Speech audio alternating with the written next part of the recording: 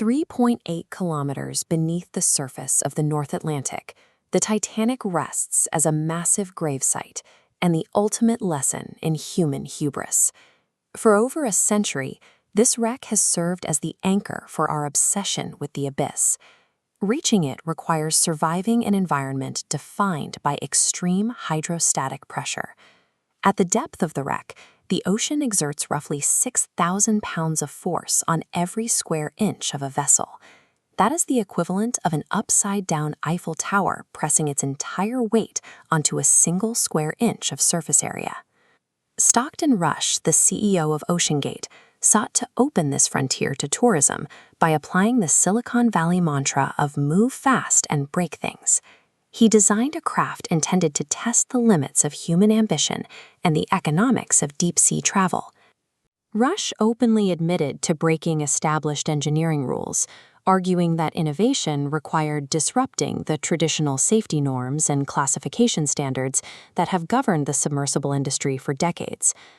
This created a direct conflict between the agile, experimental logic of a tech startup and the absolute, uncompromising laws of physics. In the deep, a single engineering oversight can lead to an outcome that is both instantaneous and final. To see how engineers typically manage these forces, we look to James Cameron's Deep-Sea Challenger.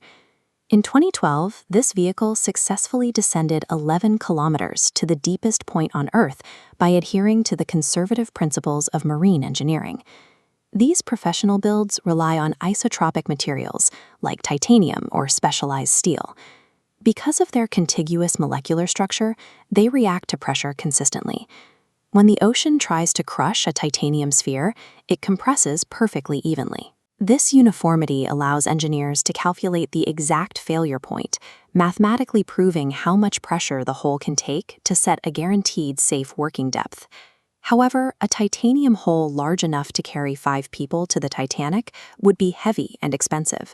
To fit more passengers on board and lower his costs, Stockton Rush abandoned these tried-and-true materials for something lighter and more experimental. When an engineer chooses a material that doesn't behave predictably under load, they lose the ability to calculate safety. Survival is no longer a matter of mathematical certainty, but a statistical gamble. The Titan's hull was built primarily from a carbon fiber composite. Unlike a contiguous block of metal, this is a material made of thousands of individual strands wound around a cylinder and held together by a resin or glue. Carbon fiber is prized in aerospace for its tensile strength. It is nearly impossible to pull apart. But the deep ocean provides the opposite force, compression. Under the massive weight of the North Atlantic, the resin holding those fibers together buckles and separates. This cyclic fatigue from every dive caused microscopic fractures to multiply, making the hull weaker each time. Because of this cumulative degradation, there is no way to predict which dive will be the last. The material provides no clear failure point, only a steady progression toward a catastrophic collapse. This instability was compounded by the sub's second major flaw, the joints. To complete the pressure vessel, OceanGate glued the carbon fiber cylinder directly to 2 titanium end caps. This creates differential bulk modulus. Titanium and carbon fiber contract at different rates when squeezed.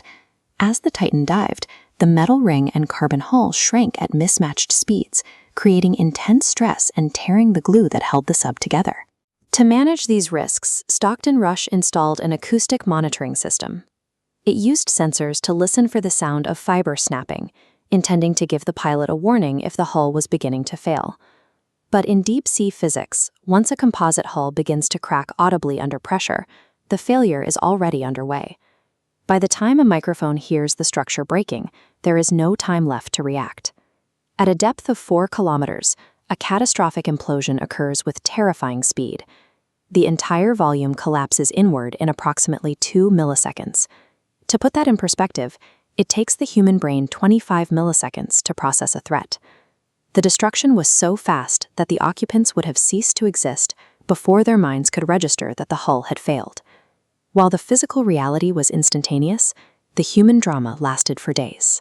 The world watched a massive international search and rescue operation, fueled by media reports of banging noises and a countdown of the remaining oxygen. However, the outcome was already known to those with the right data. U.S. Navy acoustic sensors had detected the signature of the implosion within hours of the Titan losing contact, confirming the sub had been destroyed on its first day. When the wreckage was finally located, the remains of the Titan were found on the seafloor, merely 500 meters from the bow of the Titanic. The abyss remains a frontier that does not acknowledge wealth or disruptive ambition. It is a world governed by the uncompromising laws of nature,